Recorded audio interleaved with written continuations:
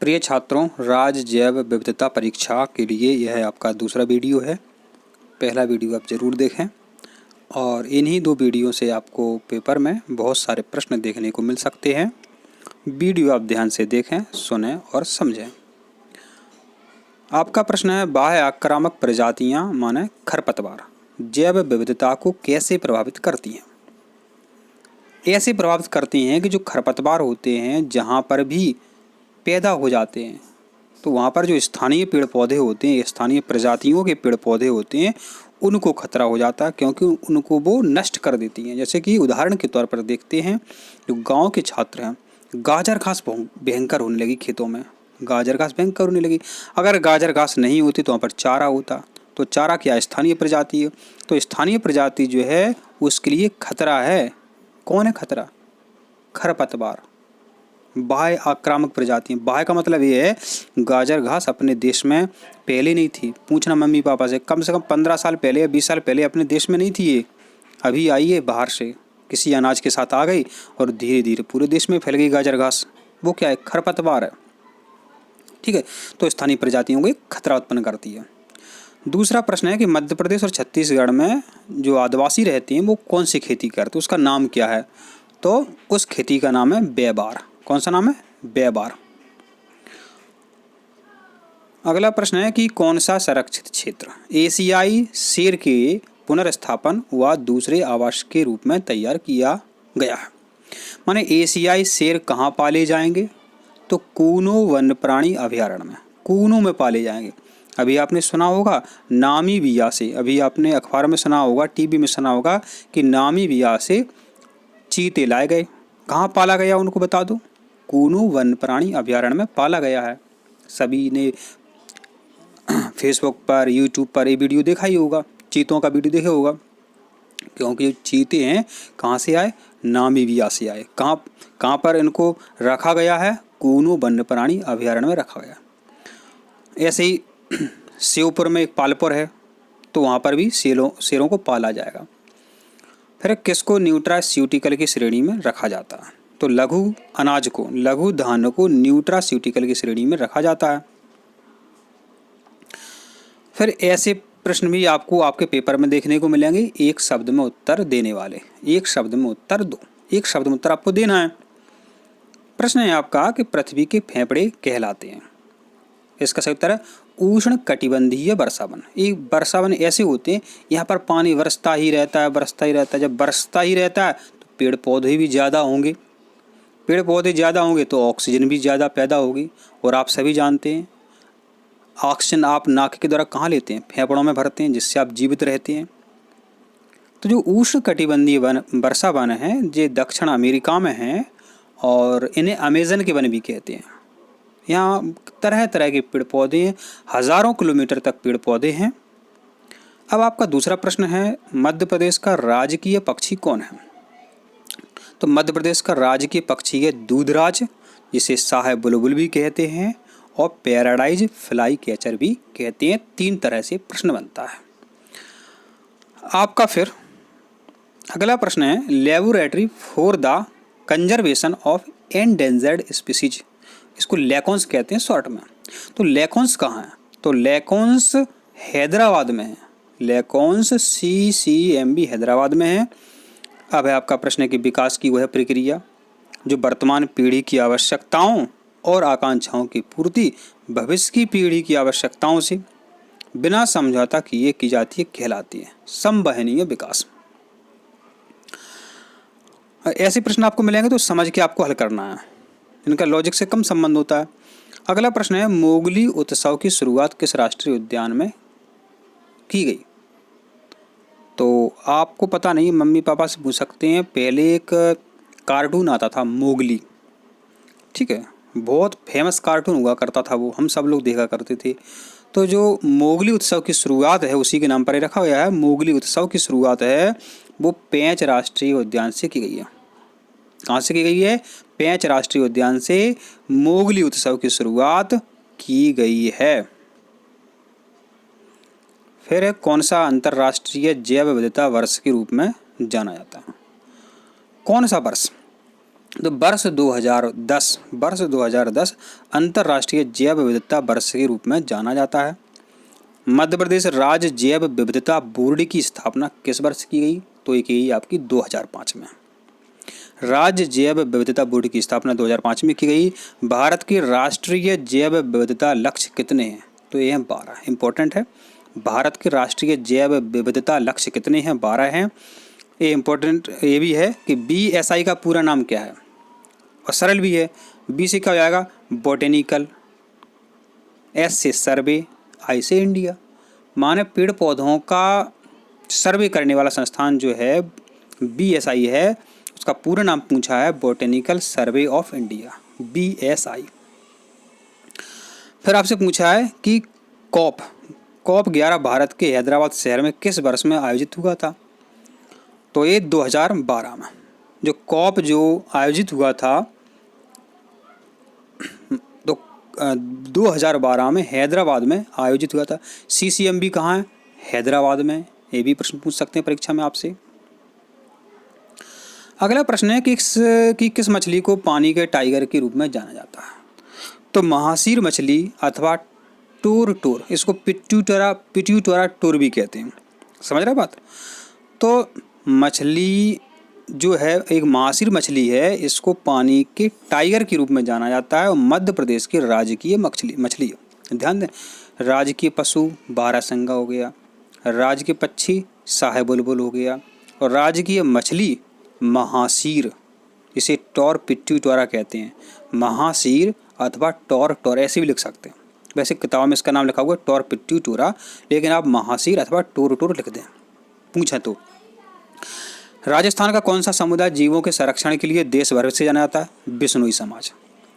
सलमान खान ने एक हिरण को मार दिया था, ऐसा एक चला था समाचार में, हाई कोर्ट में केस चला। तो बिश्नोई समाज के लोग हैं, तो वहाँ के जो हिरण के बच्चे हैं उनको अपने बच्चों जैसा पालते हैं। बिश्नोई समाज के लोग, राजस्थान के बिश्नोई समाज के लोग हिरणों को अपने बच्चों की तरह पालते हैं। फिर है कि इस पेड़ की पत्तियां जो है ऊँट के पंजे से मिलती जुलती हैं। तो कचनार, जिसे हम बोहिनिया के भी कहते हैं, कचनार बोहिनिया भी कहते हैं, इसकी जो पत्तियां ऊँट के पंजे से मिलती जुलती हैं। फिर है जीवों के पोषण के स्रोत के आधार पर किसी खाद्य श्रृंखला में किसी जीव का एक विशिष्ट स्थान पर कब्जा या आधिपत्य क्या कहलाता है? Trophic level. क्या कहलाता है? Trophic level. सूक्ष्म जीव मृत पौधों पर क्रिया करके किसका निर्माण करते हैं? ह्यूमस का निर्माण करते हैं। माने पेड़ पौधे हैं मर जाते हैं, जीव जंतु हैं मर जाते हैं, तो सूक्ष्म जीव जो होते हैं वो उसको खाद में बदल देते हैं, जिसको ह्यूमस कहते हैं। अब है सही जोड़ी बनाओ। ठीक है, सही जोड़ी बनाओ, ये आपको बनाने पड़ेंगी।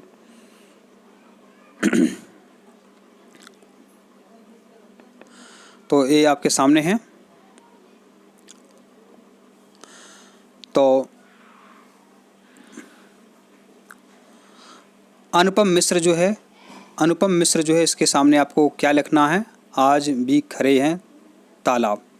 टाइगर परियोजना जो है, टाइगर प्रोजेक्ट जो है 1973 में लागू हुई थी। ठीक है। अमृतलाल बैगड़ का संबंध है तीरे तीरे नर्मदा से। बाह्य स्थलीय संरक्षण जू से संबंध है। विश्व गौरैया दिवस 20 मार्च को होता है, बहुत इंपॉर्टेंट है। प्रोजेक्ट एलिफेंट 1992 में शुरू हुआ था। नागोया प्रोटोकॉल 2010 से संबंधित है। धान की एक देसी किस्म का नाम बता दो, तो इसका नाम है करगी। गेहूं की एक देसी किस्म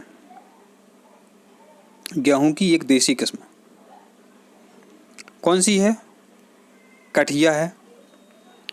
ऑपरेशन फ्लड किसने चलाया था? डॉक्टर वर्गीस कुरियन ने चलाया था। ऑपरेशन फ्लड का है, दूध क्रांति से जाना जाता है। वैसे गुजरात में जो आनंद डेयरी की स्थापना हुई थी इसी समय हुई थी। तो इस तरह आपसे पूछे जाते हैं, सही जोड़ियाँ बनानी हैं। अब क्या है, फिर आपसे पूछे जाएंगे इस पेपर में कि चित्र देख करके आप उत्तर बताओ। ठीक है, तो ये आपको ये पुष्प दिख रहा है, किसका पुष्प है? अब आपने देखा होगा, स्कूल में देखा होगा, तो आप इसका उत्तर बता सकते हैं। माने आपको चित्र दिखाए जाएंगे मल्टीमीडिया में, ठीक है, या पेपर में मिलेंगे आपको। तो उत्तर पुस्तिका में आपको इस पुष्प का नाम लिखना है। तो ये इस पुष्प का नाम है ग्लोरिसा सुपर्बा कलिहारी। ग्लोरियोसा सुपर्बा, इसको कलिहारी कहते हैं, नहीं सुना होगा आपने। ये जो पक्षी है, इस पक्षी का नाम है हुप्पू, और ये पक्षी, इसका नाम है पेंटेड स्टॉर्क। इसका नाम है अफ्रीकन स्नेल। स्नेल वाला घोंगा, इसका तो आप बता सकते हैं, कम से कम घोंगा तो लिख ही सकते हैं आप। ये अफ्रीकन घोंगा है। और ये सांप है किंग कोबरा, इसको भी आप बता सकते हैं। ये क्या है? आँख फोड़ने वाला अखफोड़ा है, इसको वैज्ञानिक भाषा में कहते हैं मैंटिड्स। क्या कहते हैं? मैंटिड्स कहते हैं। आँख फोड़ा, मनुष्य की आँख फोड़ देता है। ये कौन है? Doctor MS. स्वामीनाथन है, हरित क्रांति के जनक हैं ये एम.एस. स्वामीनाथन। और ये क्या? आम है। अब कौन सा आम है? कट्ठीवाड़ा नूरजहाँ आम है। ये आपको वहाँ पर लिखना है। इस तरह पूछ सकते हैं, आप पूछेंगे। एक किसका पौधा है? राग या फिंगर मिलेट, यहाँ पर ध्यान दो। अब जो प्रश्न के उत्तर आपको नहीं आ रहे हैं, जो आपने नहीं, ये मान करके चलो जो आपको नहीं आ रहा है दूसरों को भी नहीं आ रहा है वो, अब इतना कठिन किसको पता है? तो ये राग या फिंगर मिलेट का है। ये क्या है? रेड जंगल फाउल है। रेड जंगल फाउल है, ये मुर्गा था। अब है रिक्त स्थानों की पूर्ति कीजिए। ठीक है, रिक्त स्थानों की पूर्ति कीजिए। ये भी आप जब वार्षिक पेपर देते हैं तो आप इन्हें जानते भी हैं। जीवाणु, विषाणु, फफूंद, ये किसके उदाहरण हैं? ये सूक्ष्म जीव के उदाहरण हैं। रिक्त स्थान में भर देना आप। अब मध्य प्रदेश के अमरकंटक से निकलने वाली नदियां हैं। अमरकंटक से 3 नदियां निकलती हैं, नर्मदा, सोन और जोहेला। फिर है कि BNHS का पूरा नाम क्या है? तो B का मतलब हो गया बॉम्बे, N का मतलब नेचुरल, H का मतलब हिस्ट्री और S का मतलब society. Bombay natural society. Madhya Pradesh का जिला ज्वार की सफ़ेद किस्म की खेती के लिए जाना जाता है। तो मध्य प्रदेश का सीहोर जिला में सफ़ेद ज्वार, मध्य प्रदेश का जो सीहोर जिला है वहाँ सफ़ेद ज्वार की पैदावार बहुत ज़्यादा होती है। परंपरागत कृषि जैव विविधता के समाप्त होने का कारण फसलें हैं। संकर, हाइब्रिड, उन्नत किस्में। फिर है मोबाइल रेडिएशन के कारण किस पक्षी की संख्या में कमी आ रही है? तो पक्षी का नाम है गौरैया, स्पैरो। फिर है कि निमाड़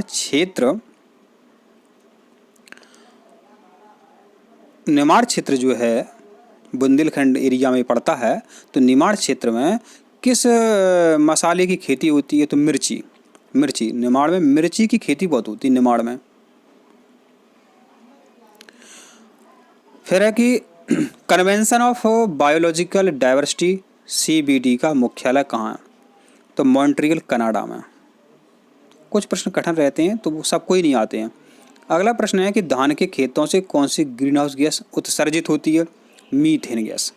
अब ABS का पूरा नाम क्या है? तो एक्सेस बेनिफिट शेयरिंग।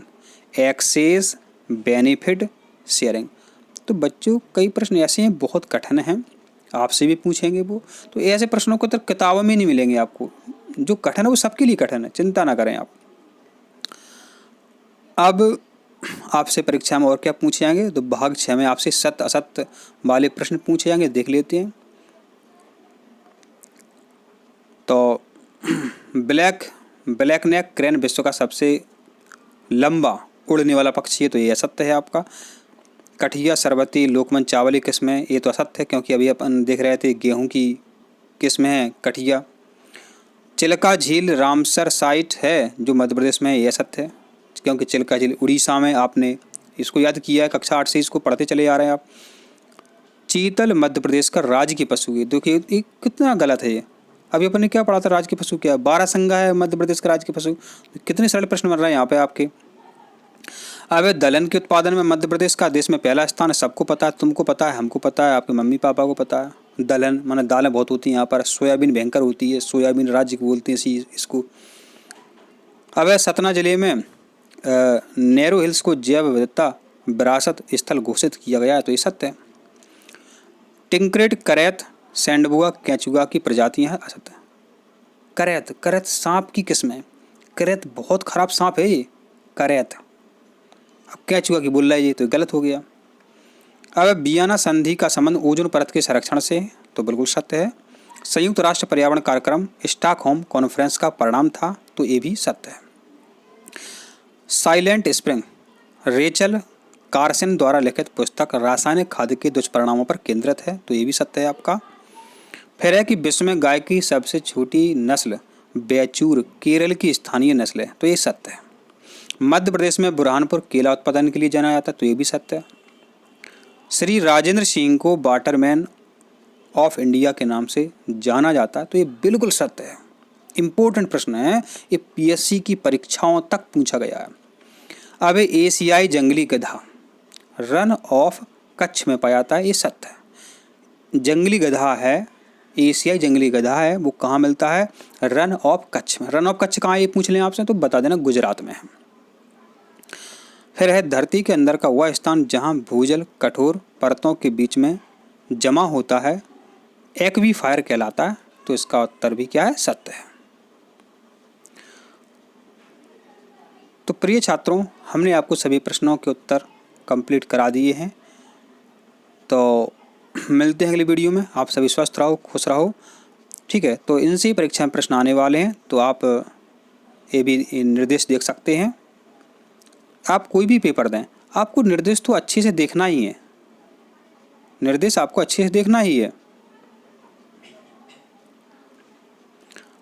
क्योंकि निर्देश में बहुत सारी जानकारी आपको मिलती है। मिलते हैं अगली वीडियो में। धन्यवाद।